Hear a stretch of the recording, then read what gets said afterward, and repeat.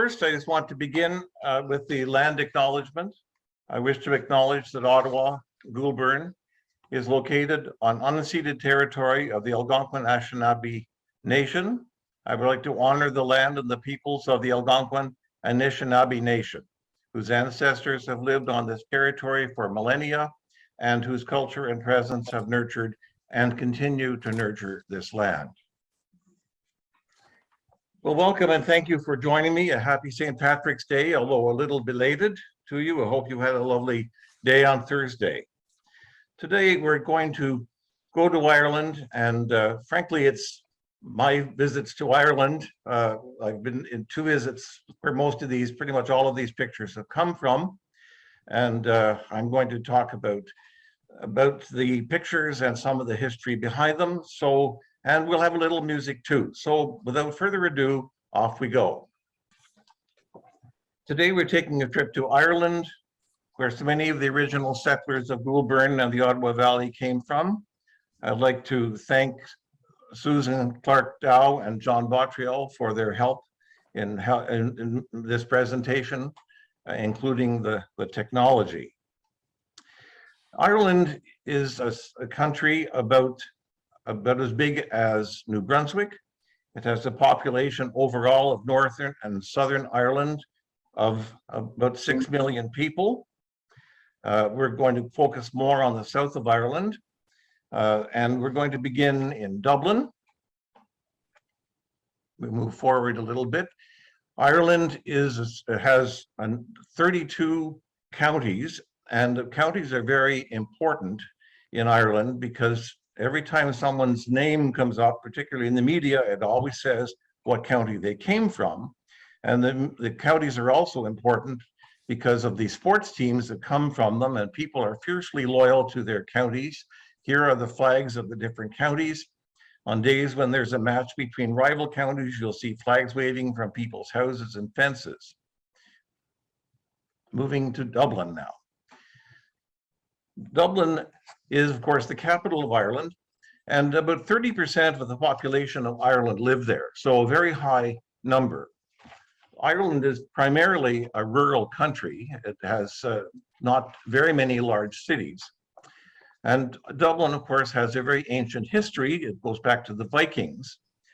One of the key events in the history of Ireland is when the Normans invaded, and about 100 years after the Battle of Hastings, they decided to invade Ireland.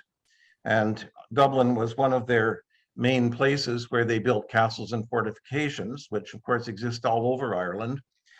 And if you lived outside the area around Dublin that had been reserved by the Normans, you were considered to be beyond the pale. So that's where that expression comes from. This is the entrance to St. Stephen's Gate. It is a memorial to the soldiers who were killed in the Boer War, and of the Irish Fusiliers. There were 222 names on this. And why I mention this is to say that there's a strong connection, especially in military history, between Ireland and England. In fact, about a third of the Irish army, particularly going back to the War of 1812, and in that period, was Irish people, Irish men. Grafton Street, of course, a pedestrian street, a pedestrian boulevard. And on it you will find, of course, always Irish musicians. Part of the life of Ireland is music, as we will find out. Dublin Castle. Of course, Ireland was a British country, a British colony, we might say. And of course, the castle of Dublin goes back to the Normans. In fact, it was built for King John in, let's see, 1179, actually. So King John was the Lord of Ireland. The Dublin Castle was the seat of power. It's where the governor lived. And to this day, Dublin Castle is an important part of the life of the Irish government, where important ceremonies are held every year. Now we visit Trinity College. Trinity College was founded by Queen Elizabeth I in 1592. This is its campanile or its bell tower. Trinity College has a very famous library. It's the library of deposits of record in Ireland, and it's mostly famous because it's the place where you can see the Book of Kells. Again, Trinity College.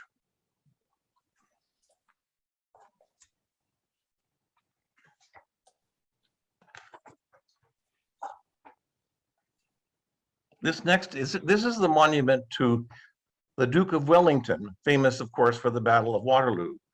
His name was Arthur Wellesley. He was born in Dublin, and most people don't realize how many figures in British history were actually born in Ireland. Arthur Wellesley's family name was originally Wesley, but it was changed. He changed it to Wellesley. And as I mentioned, about 30% of the troops that fought at Waterloo were Irish. Irish men were desired because they actually had grown up in a very healthy community and climate where their diet had been very good, and they were considered to be strong soldiers. When we think of the settlers who came to Goulburn Township, we remember that the 99th Regiment who settled in Richmond was Irish. This is the Four Courts building, because of course 4 different courts sat there, but it was also the place where Irish records had been deposited. And it's mostly known because in 1922, during the rebellion, there was a disastrous fire that broke out in one of the wings of the building that destroyed many of the ancient records of Ireland. Efforts are being made to replace them, but the Four Courts building is noted for frankly, for that disaster. And now we're going to move to Grafton Street to visit Molly Malone. Now, you've probably heard the song, which we are going to hear again, about Molly who wheeled her wheelbarrow through streets broad and narrow, crying cockles and mussels, alive, alive, oh.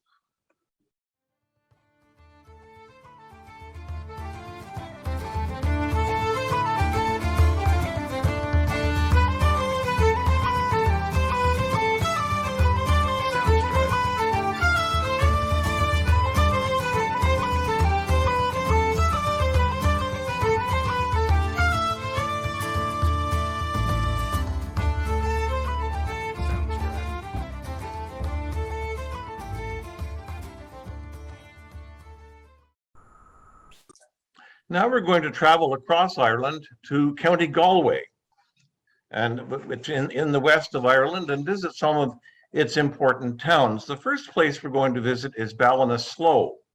And among other things it's famous for is the Ballinasloe Horse Fair, which is held in early October every year, and I was there in 2016. 60 to 80,000 people visit this horse fair in the course of a week. It is the oldest horse fair in Europe and the largest. It's been there, people think, since medieval times, and it has a very medieval feel. It certainly reminds you of how rural Ireland is, and these horses are all brought together where people can, we might say, dicker, buy and sell, and it's quite a wonderful event, and of course many other things take place surrounding it. There is an idea, or perhaps assumed to be true, that one of the horses bought at the Ballinasloe Horse Fair was ridden by Napoleon at the Battle of Austerlitz. So we'll visit the horse fair.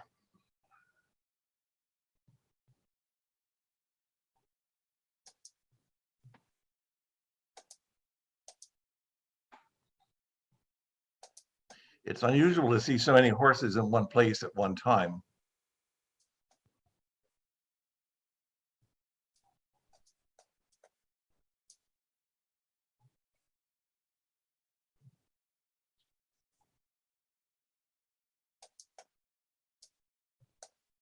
I've got to say, so much of this appeals to me because when I was growing up in Hazeldean, there were a number of people that had draft horses and showed them at Richmond and Carp and the Winter Fair, the Jameses and the Sparkses, among others. So this is very, very familiar sight to me.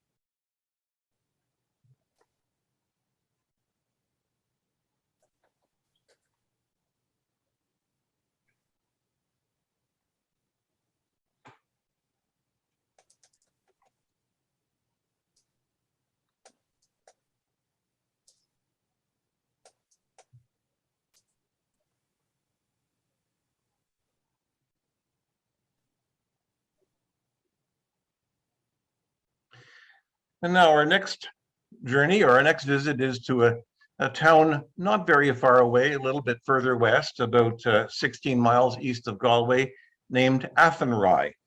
And Athenry is very interesting because the town is literally in the middle of a Norman castle or a Norman fortress. As I said, the Normans spread out across Ireland and built fortresses and castles.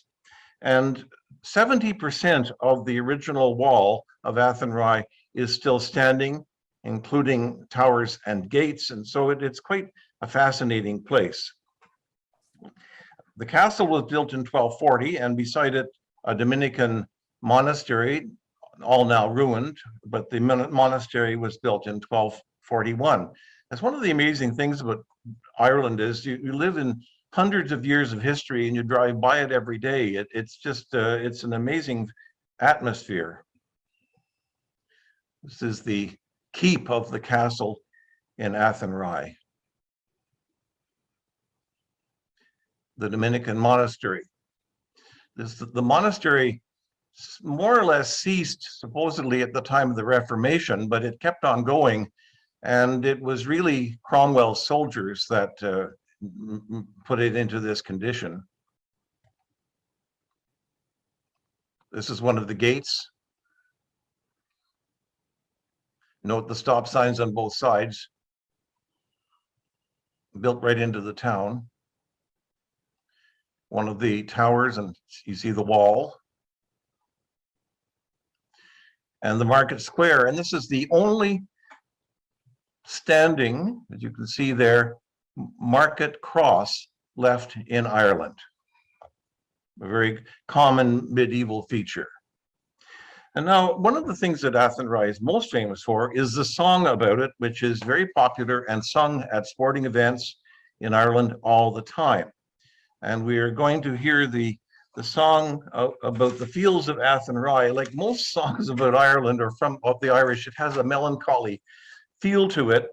It is about the story of a man who stole some food and ended up on a prison ship going to Australia. So it goes by a lonely prison wall. I heard a young girl calling, Michael, they have taken you away.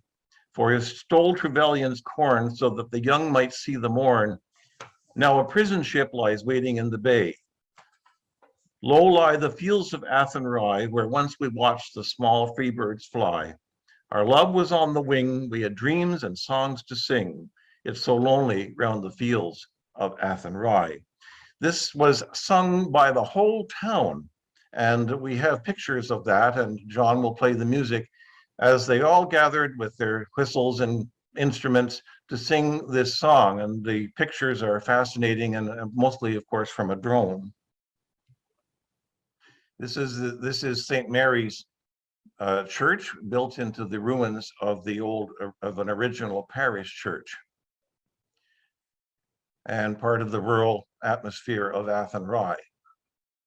And now to the song.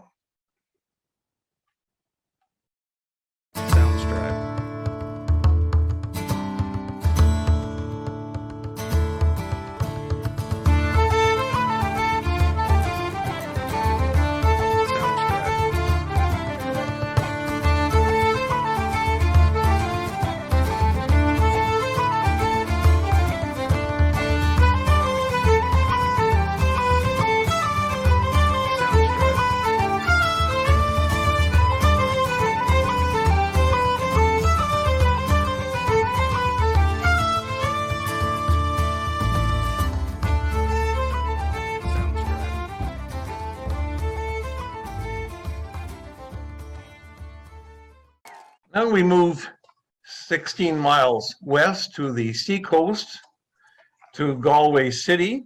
It is the 4th largest city in the Republic and the 6th largest in Ireland. As we say farewell to the people of Athenry. You'll see here, this is a group of street musicians. One of the features of Galway City is what's called Shop Street. It's a wonderful place to go, and all the wonderful events, cultural, take place there. Lots of shopping, things to see, people to watch, and music to listen to, as you can see by this slide. Galway has a very ancient history. It was visited by, believe it or not, Christopher Columbus in 1477. It is known as a seaport, and of course there is a university town there. Again, Shop Street.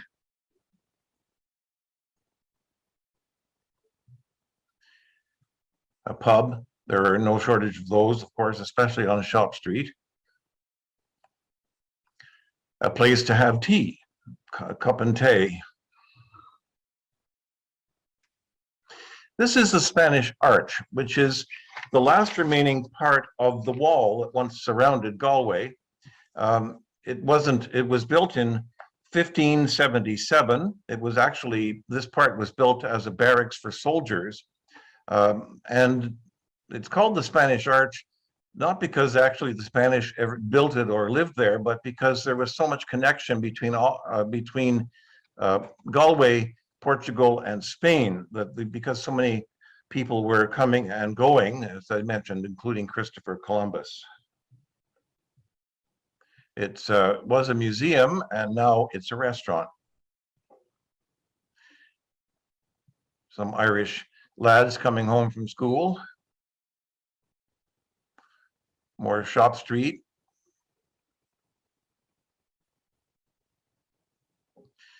The King's Head. You can even read today's specials if you try. Sweet potato and something. And now we're in Galway Bay. Some of you know the song. This is a very, of course, lovely spot, just north and outside of Galway.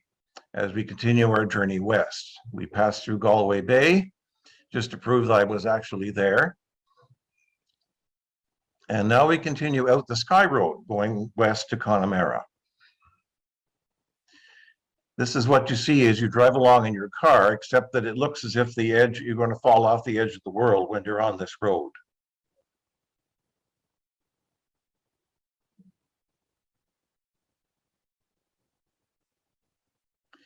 And now we enter Connemara.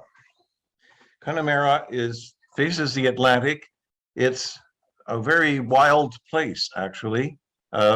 Many on the seacoast, many tiny coves and fishing villages, mostly known for its wild and rugged terrain of bogs, heaths, lakes, and mountains.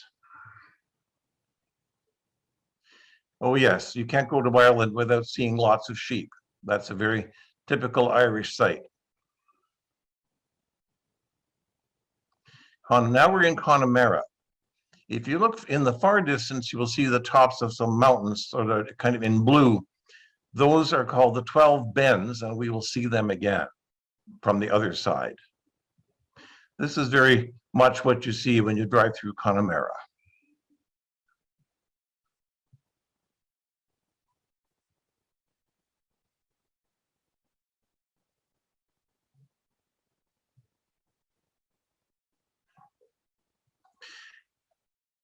This is Kylemore Abbey, which was built in 1867. It was as a stately home, and it has been a Benedictine convent since 1920. After the war, the First World War, a number of Belgian nuns came and they bought it and used it as an abbey. And now it's an important tourist attraction for the gardens that surround it. And now we're in a little place called Roundstone. This is very picturesque, a lovely village. It's, of course, full of artists and artisans, lovely places to shop and eat. And, of course, a fishing village you can see.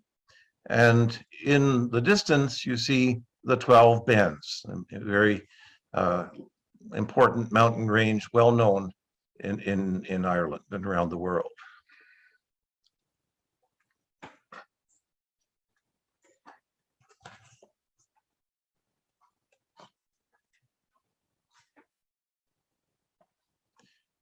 A couple of Killarney pictures sort of arrived in here, but I'm not sure you won't mind.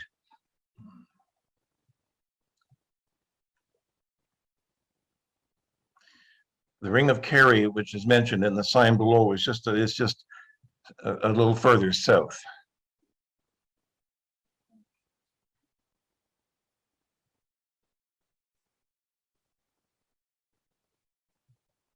Oops, not too far. Well, now we're in the town. Oh, anyway, sorry. One more. And now we're going to enter the town of Westport. Westport is another lovely place, and what's interesting about it is that it was a planned town. It was planned in Georgian times, of course, by the British.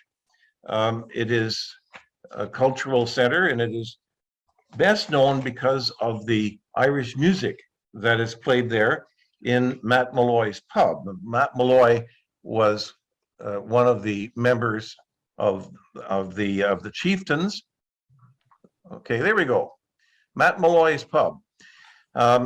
Spent an evening in there with a Guinness, and in the back they play, local musicians play, and I heard a song. I couldn't tell what it was, but I recorded it on my camera. And when I came home and I looked it up and discovered that it was called the Bantry Girls' Lament. And this again is another melancholy song that the Irish men had gone with Napoleon to fight in Spain. And basically saying, who's going to look after us now that the men are gone? Oh, who will plow the fields now, or who will sow the corn? Who will mind the sheep now and keep them neatly shorn? The stack that's in the haggard unthrashed, it may remain, since Johnny's went a thrashing the dirty king of Spain.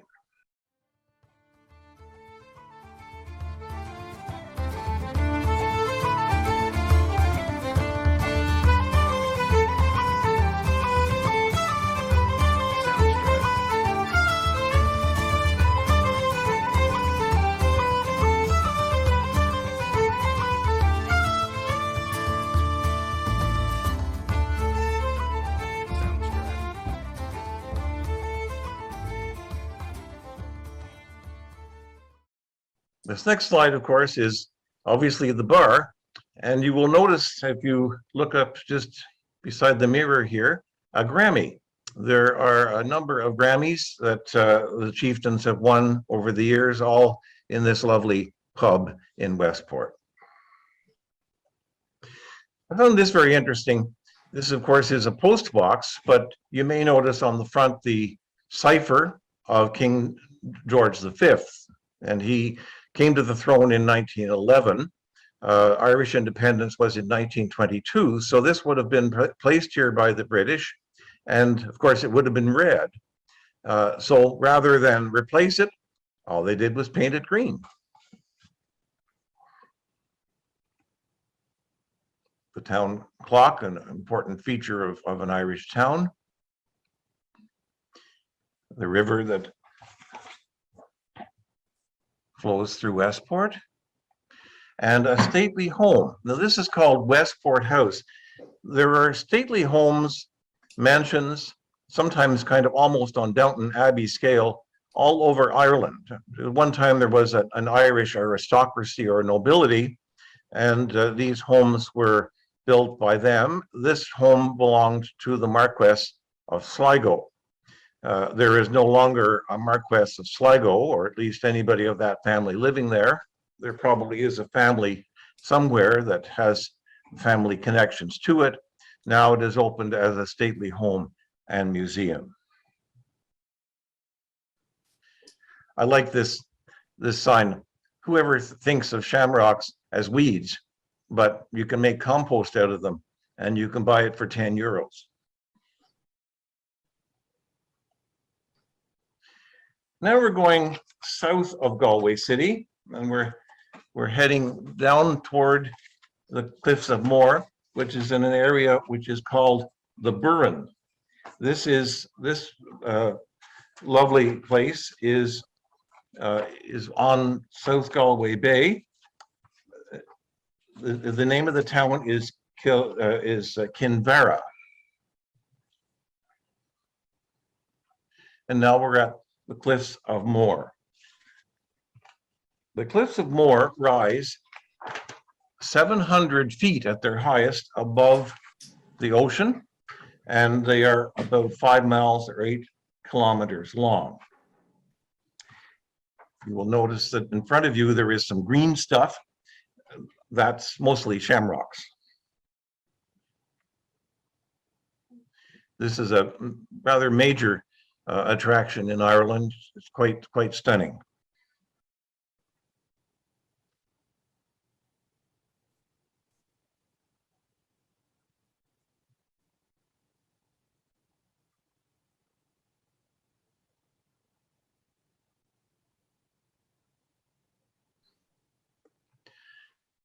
And now we're going to take a trip home for those of us whose ancestors come from Northern Tipperary, particularly of the Richmond settlers, or in particular the Talbot settlers.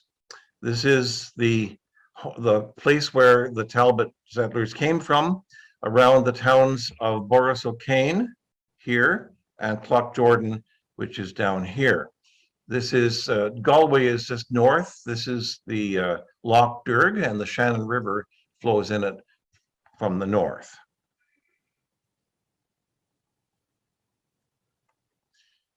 You can see Lough Derg, and we're entering Borris-O'Kane.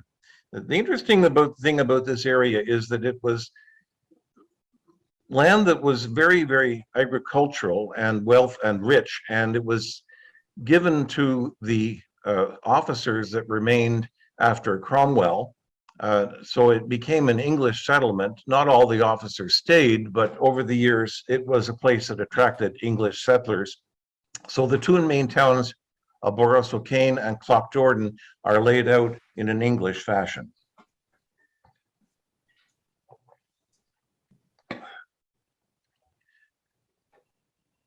Yours truly.